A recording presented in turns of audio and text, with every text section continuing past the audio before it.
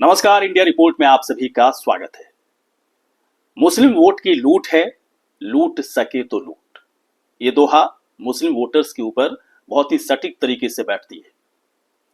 दरअसल मुस्लिम वोट पड़ते नहीं बल्कि लूटे जाते हैं, ठगे जाते हैं। और बिहार चुनाव 2025 की बात करें तो इस बार भी वहां पर कुछ इसी तरह के होने की संभावना हो सकती है। लेकिन क्या ऐसा है, ऐसा होगा, इस तरह की कोई सच्चाई नजर आती है? या फिर इस बार बिहार चुनाव 2025 में मुस्लिम अपना मुकद्दर, अपनी किस्मत वो खुद अपने वोट के दम पर लिखेंगे? तो क्या है, किस तरह के समीकरण बन रहे हैं और बिहार चुनाव में इस बार मुस्लिम वोटर्स क्या करने वाले हैं? किस तरह का क्रांतिकारी फैसला लेंगे? किधर उनका रुझान है, किसे वो पसंद कर रहे हैं और किसे नापसंद कर रहे हैं? किसके खाते में वोट पड़ेगा, किसके खाते में वोट नहीं पड़ेगा? किसे बड़ा फायदा होगा और किसे बिना वोट पड़े ही बड़ा फायदा हो जाएगा? कुछ ऐसे सवाल हैं जो इस वक्त बिहार विधानसभा चुनाव में मुस्लिम वोट्स को लेकर चल रहे हैं। लेकिन इस पूरे मामले को लेकर क्या उनके दिमाग में है, उनके दिल में क्या है, इसे लेकर इंडिया रिपोर्ट की तरफ से, इंडिया रिपोर्ट की टीम ने हजारों मुस्लिम समाज के लोगों से बातचीत की, टेलीफोन पर बातचीत की, कुछ पर्सनल लेवल पर मुस्लिम भाइयों से बातचीत की गई। और उसके बाद जो नतीजे निकलकर सामने आए हैं वो वाकई में क्रांतिकारी जैसा है। उनकी सोच बदल रही है और सबसे खास बात कि इस बार उनकी सोच को देखकर कई पार्टियां सन्न हो सकती है। हम आपको बताएंगे कि किस पार्टी के खाते में इस बार मुस्लिम वोट्स कितने जा रहे हैं, कितना उनका फीसदी है, कितना प्रतिशत है। और इस वक्त उससे पहले इस बात को जानना भी बेहद जरूरी है कि बिहार में इस वक्त स्थितियां क्या हैं। अगर महागठबंधन की बात करें तो आरजेडी कांग्रेस के साथ कुछ वाम दलों का साथ है, वहीं एआईएमआईएम की तरफ से लगातार कोशिश हो रही है कि वो महागठबंधन का हिस्सा हो जाए, सीट शेयरिंग पर कोई बात बन जाए। लेकिन आरजेडी और कांग्रेस की तरफ से ऐसा नहीं होने दिया जा रहा है। वजह कई सारी हैं और यही वजह है कि एक बड़ी बात निकलकर सामने आ रही कि बिहार में 100 से 150 सीटों पर हो सकता है कि एमआईएम के कैंडिडेट आपको विधानसभा चुनाव लड़ते नजर आ जाएं। क्या परिस्थितियां बनेंगी, किस तरह के हालात बनेंगे, सब कुछ हम आगे आपको बताएंगे। लेकिन लेकिन उससे पहले बिहार में मुस्लिम वोटर्स की ताकत क्या है, इस बारे में जानना बेहद ही जरूरी है। अगर आबादी की बात करें तो बिहार की कुल आबादी में करीब 17%, 17 से 18% मुस्लिम आबादी है। एक बड़ा वर्ग है। दूसरी जो बड़ी ताकत मुस्लिम वोटर्स की बिहार में है वो है इनका संगठित रूप से वोट देना। मतलब कहीं भी अगर वोट करेंगे तो बड़ा पासा पलट सकता है। तीसरी जो ताकत मुस्लिम वोटर्स की बिहार में है और वो है 40 से 45 सीट भी मानकर चले, 45 सीटों पर इनका वर्चस्व है।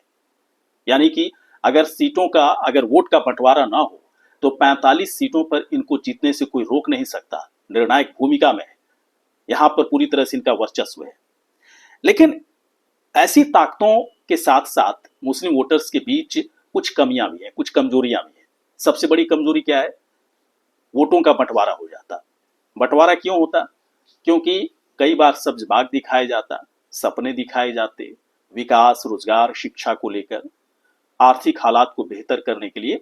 और ऐसे सपने और ऐसे सब्ज बाग के आधार पर इनका वोट बंटने के पूरे चांसेस रहते हैं और ऐसा होता रहा है।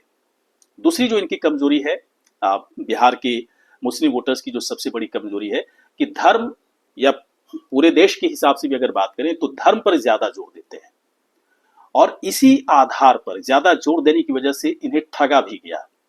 कोई भी व्यक्ति जो धर्म के आधार पर कुछ भावुक अपील कर देता है, उसके बाद मुस्लिम वोटर्स को लगता है कि यही मेरा अपना है, इसी से कुछ बड़ी उम्मीद हो सकती है।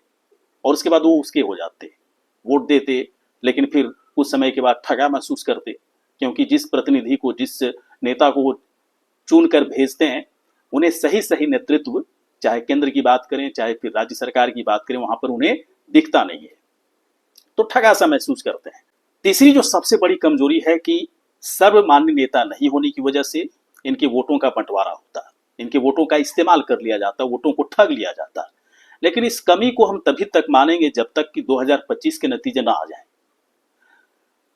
क्योंकि मुस्लिम वोटर्स ज़्यादातर मुस्लिम वोटर्स, जिससे जब हमारी टीम की तरफ से पूछा जा रहा है कि उनकी पहली पसंद या फिर सबसे ज़्यादा आप किसे पसंद करते हैं, किसे वोट देना चाहेंगे, तो ओवैसी का नाम आ रहा है, उनकी पार्टी एआईएमआईएम की तरफ से उनका नाम आ रहा है कि उस पार्टी से वो कनेक्ट फील करते हैं और उन्हें पसंद करते हैं। ठीक है, अलग अलग पार्टियों के बीच में मुस्लिम वोटों का बंटवारा जरूर है, लेकिन इधर 4-5 सालों के अंदर एमआईएम की तरफ से एक बड़ा काम किया गया है और उससे मुस्लिम कनेक्ट हुए हैं और ज्यादा से ज्यादा संख्या में एमआईएम के साथ मुस्लिम वोटर्स जुड़ते दिख रहे हैं। हमारे जो नतीजे हैं, ये हम ताकत और कमजोरी की बात की, लेकिन अब बात करते हैं कि किस पार्टी को कितना प्रतिशत मुस्लिम वोटर्स वोट दे रहे हैं। तो हमारे विकल्प थे, जो विकल्प दिया गया था हमारी तरफ से, वो दिया गया था आरजेडी का, एआईएमआईएम की तरफ से दिया गया था। इस बार जन स्वराज का विकल्प भी मेरी तरफ से दिया गया है, क्योंकि प्रशांत किशोर कह रहे हैं कि लगातार वो काम कर रहे हैं, मुस्लिम इलाकों में जा रहे हैं, उनके लोगों से मिल रहे हैं, उनके जो मुद्दे हैं उनको समझने की कोशिश उनकी तरफ से की जा रही है, वक्फ मामले पर पूरी तरह से मुसलमान के साथ हैं। तो ये तमाम ऐसे दावे प्रशांत किशोर की तरफ से, पीके की तरफ से किया जा रहा है, और वो भी कह रहे हैं कि हम बड़ा वोट चंक अपने हिस्से में लाएंगे, जन स्वराज में लाएंगे। इसके बाद कांग्रेस का विकल्प भी रखा गया, साथ ही साथ एनडीए का विकल्प भी रखा गया कि एनडीए को कितना मुस्लिम वोटर्स इस बार मतदान कर रहे हैं। चलिए, सबसे पहले हम बात करेंगे आरजेडी के बारे में। आरजेडी को इस बार मुस्लिम वोटर्स की तरफ से 41% वोट देने की बात स्वीकार की गई। हमारी रिपोर्ट के जरिए जो परिणाम आ रहे हैं, जो नतीजे आ रहे हैं, उसमें तो 41% ही दिख रहे हैं। वजह हमारी तरफ से पूछा गया कि वैसे लोगों से जिन्होंने कहा कि इस बार आरजेडी को वोट नहीं करेंगे, तो सीधे तौर पर उन्होंने एमआईएम का नाम लिया कि एमआईएम का कोई प्रत्याशी होगा तो उन्हें वोट करेंगे, और उन्हें लगता है कि आरजेडी से ज्यादा बेटर है कि वो एमआईएम को दें। दूसरी बात उन्होंने कहा कि ठीक है, कई लोगों ने कहा कि आरजेडी से किसी तरह की कोई दिक्कत नहीं है, लेकिन अब उन्हें लगता है, बिहार के मुस्लिम वोटर्स को लगता है कि अब उनकी अपनी एक पार्टी बिहार में आ चुकी है, तो क्यों ना उसे मजबूत किया जाए।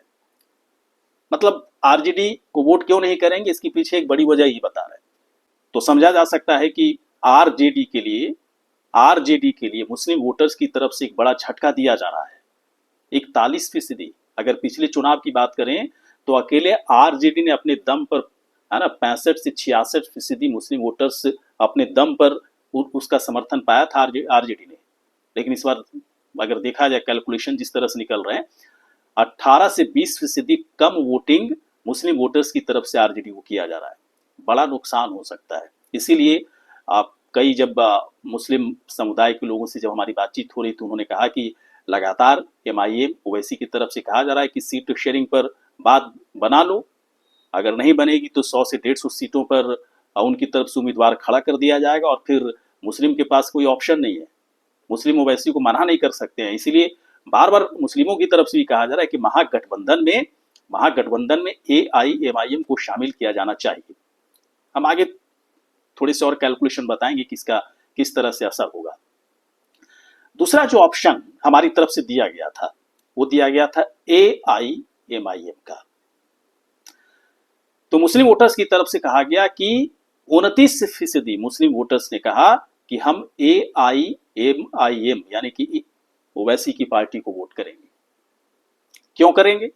क्योंकि ओवैसी बड़ा चेहरा है, पढ़े लिखे हैं, शानदार बोलते हैं, और सबसे बड़ी बात कि मुस्लिमों की बात करते हैं, उनके हक की बात करते हैं, तर्क बेहतरीन है। सिर्फ मुस्लिम समुदाय नहीं बल्कि अलग अलग मुद्दों पर पूरा देश उनके तर्कों से सहमत होता है। एक बड़ा चेहरा है।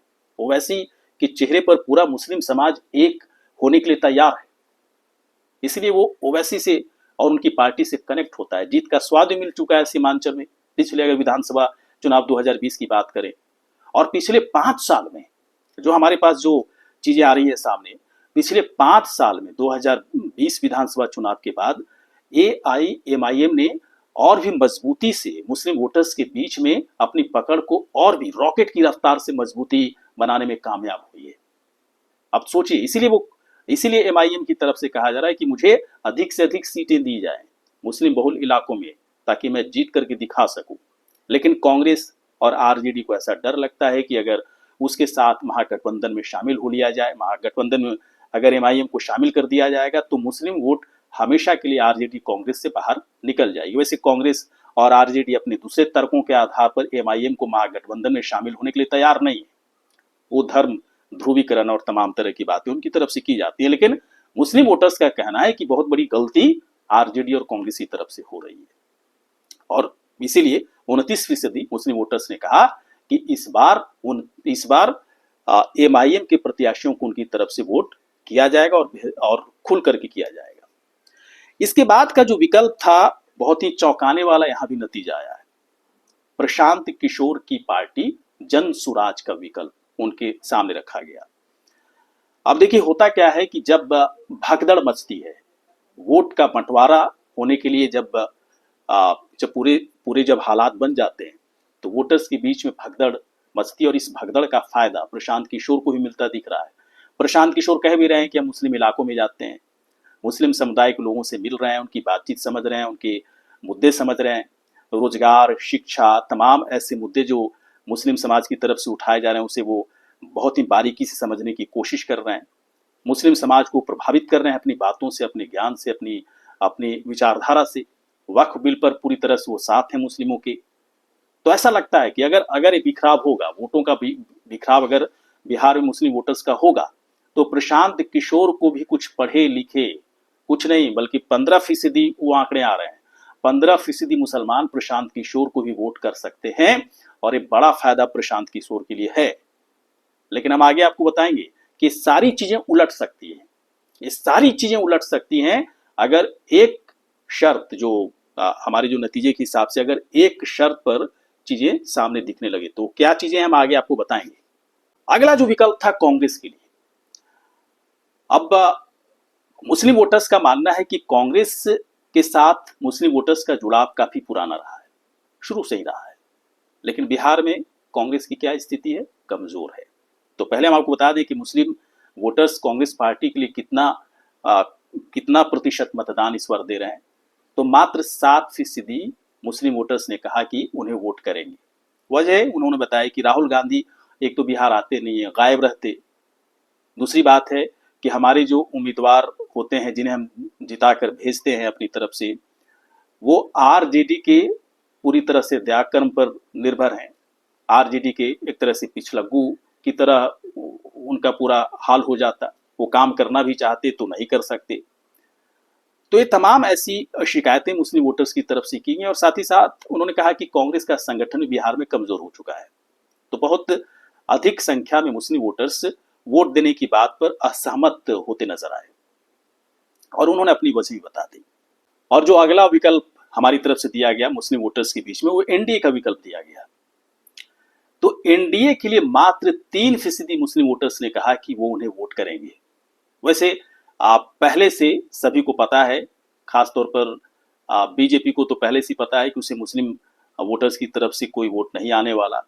जनता दल यूनाइटेड को पिछले अगर विधानसभा चुनाव की बात करें तो 5-6% मिला भी था, लेकिन इस बार जनता दल यूनाइटेड को ही कम वोट मिल रहा है मुस्लिम वोटर्स की तरफ से। तो मिला जुलाकर जितनी भी पार्टियां एनडीए में, मात्र 3% वोट ही एनडीए को मिल रहा है। और 3% कुछ भी नहीं होता है, कोई प्रभाव नहीं है, लेकिन एनडीए में जैसे बीजेपी, जनता दल यूनाइटेड, ये सब लगातार कोशिश या फिर इस बात का इंतजार करती रहती है कि कुछ सेंधमारी हो जाए दूसरी पार्टियों के जरिए। खासतौर पर एमआईएम पर इस तरह के आरोप भी लगते रहे हैं कि बीजेपी की बी टीम है। अब है या नहीं है कहना बड़ा मुश्किल है, लेकिन अगर ये सवाल तो है कि अगर एमआईएम कम से कम 100 से 150 सीटों पर उसके प्रत्याशी खड़े हो जाते हैं तो क्या होगा, किस तरह के हालात होंगे। इसी तरह की बात होगी बीजेपी को वोट नहीं देने के बाद भी, जनता दल यूनाइटेड को वोट नहीं देने के बाद भी, यानी कि एनडीए की जीत फिर पक्की हो जाएगी।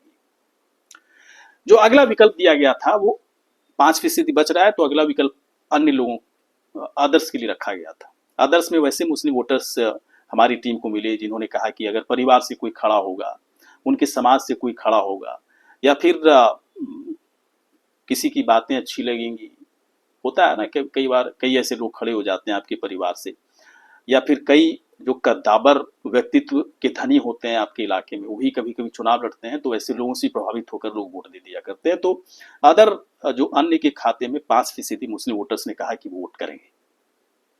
अब देखिए, एक शर्त की बात है, अभी जो हालात बन रहे हैं, हमारे जो नतीजे आए, जो इंडिया रिपोर्ट की तरफ से जो नतीजे निकालकर सामने रखे गए, अभी जो हालात हैं, वर्तमान में जो परिस्थितियां बनी हुई हैं बिहार की, उस तरह से निकालने की कोशिश की गई है। लेकिन अगर अगर AIMIM महागठबंधन में शामिल हो जाता, सीट शेयरिंग पर किसी तरह की कोई बात बन जाती, तो आप दावा कर लें, मानकर चलें कि महागठबंधन को 90 से 91% वोटिंग हो सकती है मुस्लिम वोटर्स की तरफ से। एक तरफा वोटिंग होगी, और ऐसे हालात में प्रशांत किशोर को भी कुछ खास मिलने वाला नहीं। 2-3% अगर उन्हें मिल गया तो बहुत बड़ी बात हो जाएगी। लेकिन ऐसा होगा क्या? ये बड़ा सवाल तो यही है कि क्या ऐसा होगा? सीट शेयरिंग पर RJD और कांग्रेस तैयार हो जाएंगे MIM के साथ महागठबंधन में उन्हें सीट देने के लिए?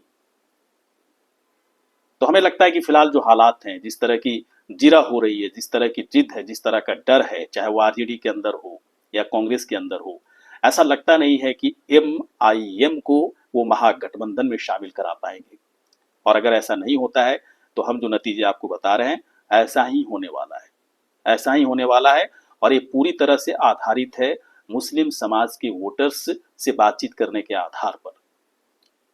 इस तो मतलब साफ है कि इस बार भी अगर यही हालात बना रहा, एनडीए तो चाहेगा कि इस तरह से मामला फंसा रहे, और जब तक फंसा रहेगा, चुनाव तक फंसा रहेगा, उसका काम होता रहेगा।